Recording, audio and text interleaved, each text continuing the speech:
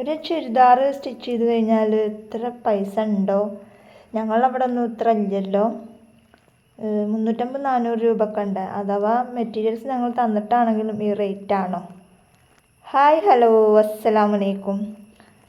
എന്തൊക്കെയുണ്ട് എല്ലാവരെയും വിശേഷങ്ങൾ? അപ്പോൾ ഇന്ന് നമ്മൾ വന്നിട്ടുള്ള വീഡിയോ എന്ന് പറയുന്നത് ഒരുപാട് പേരുടെ ഡൗട്ടുകളാണ് നമ്മൾ ഇന്ന് ക്ലിയർ ചെയ്യാൻ പോണത്.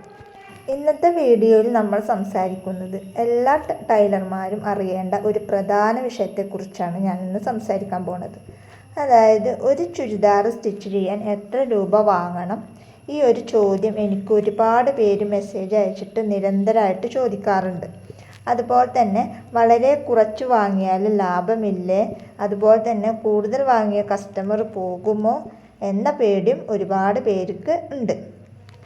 അപ്പോൾ എങ്ങനെയാണ് ശരിയായ വില തീരുമാനിക്കുക എന്നും, അപ്പോൾ എങ്ങനെയാണ് കസ്റ്റമറോട് നമ്മളൊരു റേറ്റ് പറയേണ്ടത് എന്നും എല്ലാ കാര്യങ്ങളും നമ്മൾ എങ്ങനെയാണ് ഒരു വില നിശ്ചയിക്കേണ്ടത് എന്നുള്ള കാര്യങ്ങളൊക്കെ നമ്മൾ ഈ ഒരു വീഡിയോസിൽ വിശദമായിട്ട് പറയുന്നുണ്ട്. വീഡിയോ അവസാനം വരെ കണ്ടാൽ നിങ്ങൾക്ക് നിങ്ങൾ തയ്ച്ചു കൊടുക്കുന്ന ഡ്രസ്സിന് നല്ല ആത്മവിശ്വാസത്തോടു കൂടി തന്നെ നിങ്ങൾക്ക് അതിൻ്റെ ഒരു ചാർജ് ഈടാക്കാൻ പറ്റും.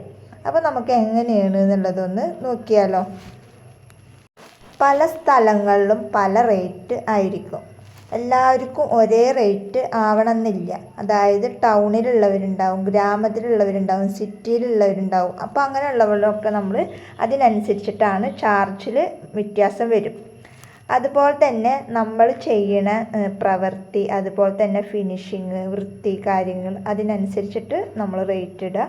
അതുപോലെ തന്നെ നമ്മളുടെ സമയം നമ്മൾ കണക്കാക്കണം. ഒരു ചുരിദാർ തയ്ക്കാൻ എത്ര സമയം എടുക്കണമെന്നുള്ളത് നമ്മൾ നോക്കുക. അതുപോലെ തന്നെ 2 മണിക്കൂർ എടുക്കുന്ന ജോലിക്കും 6 മണിക്കൂർ എടുക്കുന്ന ജോലിക്കും ഒരേ ചാർജ് പാടില്ല. അതായത് നമ്മളൊരു ചുരിദാർ സ്റ്റിച്ച് ചെയ്താൽ നമുക്കൊരു 2 മണിക്കൂർ നമുക്ക് വേണമെന്നുണ്ടെങ്കിൽ നമ്മളൊരു 6 മണിക്കൂറിൻ്റെ ആ ടൈമും 2 മണിക്കൂറിൻ്റെ ടൈമിനും രണ്ടും 2 തരം ചാർജാണ് നമ്മൾ ഈടാക്കേണ്ടത്. അപ്പോൾ അത് നമ്മൾ നോക്കിയിട്ട് വേണം ചെയ്യാൻ. കസ്റ്റമറുടെ കാര്യം എന്ന് പറഞ്ഞാൽ അവർ നമ്മളോട് റേറ്റ് ചോദിക്കും. റേറ്റ് ചോദിച്ചിട്ട് നമ്മളൊരു റേറ്റ് പറഞ്ഞു കഴിഞ്ഞാൽ പിന്നെ ചില ആളുകൾ ഒരു പ്രതികരണം ഉണ്ടാവില്ല. നമ്മൾ അത്രയും റിസ്ക് എടുത്തിട്ട് ഇതിൻ്റെ മുന്നിൽ ഇരിക്കുമ്പോഴാണ് നമുക്കതിൻ്റെ ഇതറിയുള്ളൂ. നമ്മൾ കടയിൽ പോയിട്ട് എടുക്കുമ്പോൾ നമുക്കതൊന്നും അറിയണ്ട, നമുക്കതുകൊണ്ട് കിട്ടും. പക്ഷെ നമ്മളിത് സ്റ്റിച്ച് ചെയ്ത് കൊടുക്കുമ്പോൾ അതിൻ്റേതായ റിസ്ക് കാര്യങ്ങളൊക്കെ ഉണ്ട്. അപ്പോൾ അതിൻ്റേതായ റേറ്റ് ഇട്ടിട്ട് കൊടുക്കുക. നമ്മൾ ഒട്ടും താഴ്ത്തി കൊടുക്കേണ്ട ആവശ്യമില്ല. കാരണം നമ്മൾ പണിയെടുക്കുന്നത് അതിൻ്റെ കഷ്ടപ്പാട് നമുക്കാണ് അറിയുള്ളൂ. അപ്പോൾ അതിനനുസരിച്ചിട്ട് വേണം. ഇപ്പം എനിക്ക് 2 കസ്റ്റമർ 2-3 ഉടുപ്പൊക്കെ സ്റ്റിച്ച് ചെയ്യാൻ പറഞ്ഞു. കാരണം അവർക്ക് പെട്ടെന്ന് കിട്ടണം എന്ന് പറഞ്ഞപ്പോൾ ഞാനത് ഓർഡർ എടുത്തിരുന്നു. നമ്മളൊരു വർക്ക് ചെയ്യുമ്പോൾ ഒന്നുകിൽ നമുക്ക് ഒരാഴ്ചയെങ്കിലും കിട്ടണം. കാരണം അതിൻ്റേതായ ഫിനിഷിങ് വൃത്തിയിൽ നമ്മൾ കൊടുക്കും വേണം. ആ മെറ്റീരിയൽസ് അവരേതാ പറയണമെന്ന് വെച്ചെങ്കിൽ അത് നമ്മൾ ഷോപ്പിൽ പോയിട്ട് നമ്മളത് എടുക്കുകയും വേണം. അതിനനുസരിച്ച് കളറ് കാര്യങ്ങൾ നൂലുകൾ നമ്മൾ സെലക്ട് ചെയ്യണം. അപ്പോൾ അതിൻ്റേതായ ഒരു ദിവസം തന്നെ അതിന് പോകും. അപ്പോൾ അത്രയും അർജൻറ്റുള്ള കേസുകളൊന്നും ഞാൻ എടുക്കാറില്ല. ഒരാഴ്ചയൊക്കെ കിട്ടുന്ന ആ ഒരു ദിനാണ് നമ്മൾ എടുക്കാറുള്ളൂ. അപ്പോൾ നമ്മളൊരു സാധനം കൊടുക്കുമ്പോൾ അതിൻ്റേതായ വൃത്തിയിലും ഫിനിഷിങ്ങിലും കൊടുക്കാൻ നോക്കുക.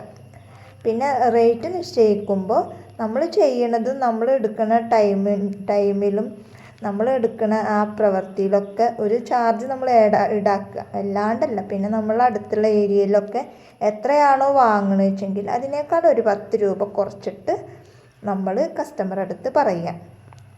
നമ്മൾ മറ്റുള്ള പണികളൊക്കെ അവിടെ ഇട്ടിട്ട് നമ്മൾ ഇതിനായിട്ട് ഇരിക്കുമ്പോൾ നമ്മളുടെ സമയത്തിനൊരു വില ഉണ്ട്. അപ്പം അതിനനുസരിച്ചിട്ട് വേണം നമ്മൾ വില ഇട്ടിട്ട് കസ്റ്റമറുടെ അടുത്ത് പറയാൻ. പിന്നെ ഓരോ ഡിസൈൻ അനുസരിച്ചിട്ടാണ് പിന്നെ നമ്മൾ അതിൻ്റെയൊക്കെ ചാർജ് ഈടാക്കേണ്ടത്. കാരണം സിമ്പിൾ മോഡലാകുമ്പോൾ അതിൻ്റേതായ റേറ്റ്, കുറച്ച് വർക്ക് കാര്യങ്ങൾ പിന്നെ അതിൻ്റെ സാധനങ്ങളൊക്കെ വാങ്ങുമ്പോൾ അതിൻ്റേതായ കാര്യങ്ങൾ. സിമ്പിൾ ചുരിദാർ പോലെ princess cut, piping, lining, heavy neck design അതിനൊക്കെ നമ്മൾ ഓരോ അധിക ജോലിക്കും പ്രത്യേകമായിട്ടുള്ള ചാർജ് നമ്മൾ ഈടാക്കിയിട്ട് തന്നെ വാങ്ങണം. അവർ സിമ്പിൾ വർക്ക് പറയുമ്പോൾ അതിനനുസരിച്ചിട്ട് നമ്മളൊരു എമൗണ്ട് പറയാം. ഹെവി വർക്കാകുമ്പോൾ അതിനനുസരിച്ചിട്ടൊരു റേറ്റ് നമ്മൾ പറയാൻ നോക്കുക. പിന്നെ പുതിയ ടൈലർമാർ ചെയ്യുന്ന ഒരു തെറ്റാണ്. നമ്മൾ കസ്റ്റമറെ കിട്ടാൻ വേണ്ടിയിട്ട് ഞാൻ ചെയ്തായിരുന്നു, മറ്റുള്ളവരെ പറയില്ല. ആദ്യമൊക്കെ നമുക്ക് കൂടുതൽ കസ്റ്റമർ കിട്ടാൻ വേണ്ടിയിട്ട് നമ്മൾ കുറഞ്ഞ റേറ്റ് പറയും അവരോട്. പിന്നീടോ നമുക്കത് റേറ്റ് കൂട്ടി പറയാനും പറ്റില്ല. അപ്പോൾ അത് ഞാൻ ആദ്യമൊക്കെ ഞാൻ ചെയ്തായിരുന്നു. പിന്നെ എന്തിനും നമ്മൾ ആദ്യം തെറ്റ് ചെയ്തിട്ട് തന്നെയാണല്ലോ നമ്മൾ പഠിക്കുക. ഇപ്പം നമ്മൾ അതിനനുസരിച്ചിട്ട് തന്നെ നമ്മൾ പോകാൻ തുടങ്ങി.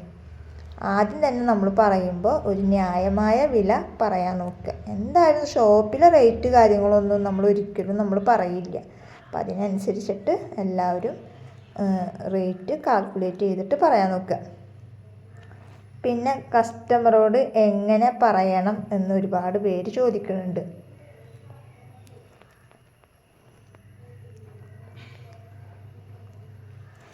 അപ്പോൾ കസ്റ്റമറോട് നമ്മൾ പറയുമ്പോൾ ഇന്ന സമയത്ത് ഒരു വർക്ക് നമ്മൾ ഏറ്റെടുക്കുമ്പോൾ അവരോട് കാര്യങ്ങൾ പറഞ്ഞിട്ട് ആ വർക്ക് നമ്മൾ ഏറ്റെടുക്കുക. ഇന്ന സമയത്തിന് തരാൻ പറ്റുള്ളൂ അങ്ങനെ പറഞ്ഞിട്ട് നമ്മൾ നല്ല ഫിനിഷിങ്ങോട് അവർ പറഞ്ഞ സമയത്ത് നമുക്ക് ഡെലിവറി നൽകുക. ഇങ്ങനെ ആത്മവിശ്വാസത്തോടു കൂടെ സംസാരിച്ച് നല്ല രീതിയിൽ മുന്നോട്ട് പോവുക. പിന്നെ അപ്പോൾ ഇന്നത്തെ വീഡിയോയിൽ നമുക്കിപ്പോൾ ഇത്രയും കാര്യങ്ങളാണ് പറയാനുള്ളത്. അപ്പോൾ നമ്മൾ ആ പരിധിയിൽ ഓരോ ഡ്രസ്സിൻ്റെ റേറ്റ് കാര്യങ്ങൾ അറിഞ്ഞിട്ട് അതുപോലെ തന്നെ നമ്മൾ ഇരിക്കുന്ന ടൈം കാര്യങ്ങൾ ഒക്കെ സ്പെൻഡ് ചെയ്യണ്ടല്ലോ. അപ്പോൾ അതിനനുസരിച്ചിട്ട് നമ്മൾ റേറ്റ് ഇട്ടിട്ട് കൊടുക്കുക.